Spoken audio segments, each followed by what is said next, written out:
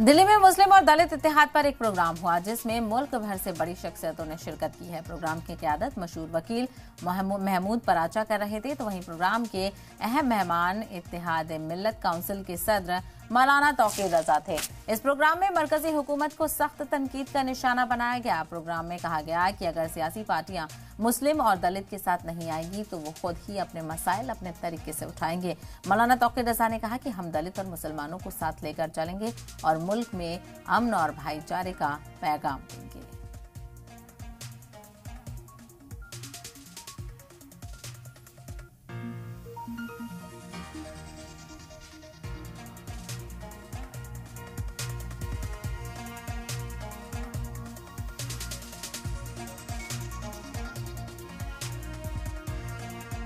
मैं आप लोगों से कहूंगा, 4 दिन की जिंदगी है, ये कोई आप 1000 वर्ष नहीं जिएंगे। हजरत आदम नबी से नीचे जमीन को चल बसे थे, नूह किश्ती बान मल्ला यार को भी चल बसे थे, रस्तु और लुक्मा और अफलातू हकीम मौत की दारुन लाए यार को भी चल बसे। जिनका जमी पे था लश्कर और फौजोसिया, दिल के अरमा दिल में रहे यार को भी चल बसे। आज हम उनके चलने के करते हैं बयां, लोग कल हमसे कहेंगे कि यार को भी चल बसे। सब जाने के लिए बैठे हैं, मरने के लिए बैठे हैं।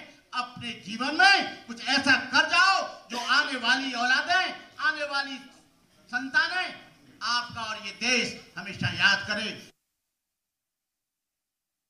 हमारे मंचों पर मुस्लिम समाज के लोगों को आना चाहिए और मुस्लिम समाज की हर पंचायत के अंदर हमारे दलित समाज के लोगों को आना चाहिए ताकि ये भाईचारा बढ़े और इस भाईचारे के बढ़ने के बाद एक नई मुहिम आगे आए, सत्ता के हथियाने की, सत्ता की प्राप्ति की और देश में भाईचारा कायम करने की। यही चलता रहा। अगर हमने एक दूसरे की लड़ाई को, आपसी भाईचारा को समझा, तो फिर अगर एक दूसरे की लड़ाई को लड़ने के लिए अगर एक हाथ को तकलीफ है, दूसरा हाथ आके खड़ा हो जाए, तो कोई भी किसी भी इंसान को घोड़ी चढ़ने पे मारा नहीं जाएगा, किसी भी इंसान को मूंछ रखने पे मारा नहीं जाएगा। मेरे छोटे 16 साल के भाई हाफिज जुनैद को मॉब लिंचिंग करके ट्रेन में सूली के घाट नहीं चढ़ाया जाएगा अगर हमारी एकता होगी।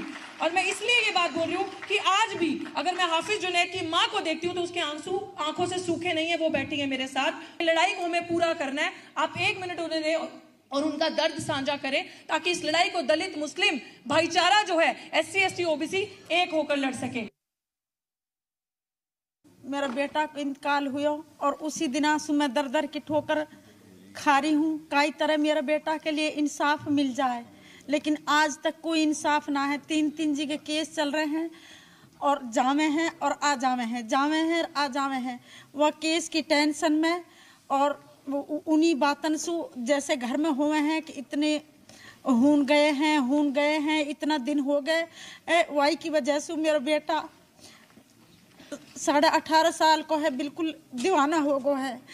अब वाई की वजह से मेरे लिए बहुत ज़्यादा वो हो रही है कि एक तो मेरा बेटा हो गया, दूसरा साकिर ऐसा हासम, अब फैसल नाम का बेटा मेरा दीवाना हो गया है। और आज तक मेरा बेटा का हाफिज जुनैद के कोई इंसाफ ना मिला। वे मुजरिम हैं जो बाहर घूम रहे हैं।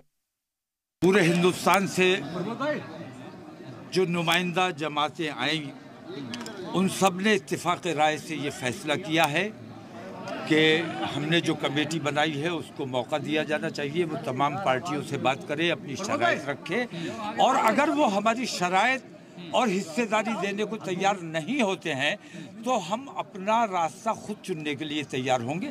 छोटी छोटी जमातों को मुत्तहिद करके, छोटी छोटी पार्टियों को मुत्तहिद करके हम इंशाल्लाह तीसरा मोर्चा तैयार करने का काम करेंगे।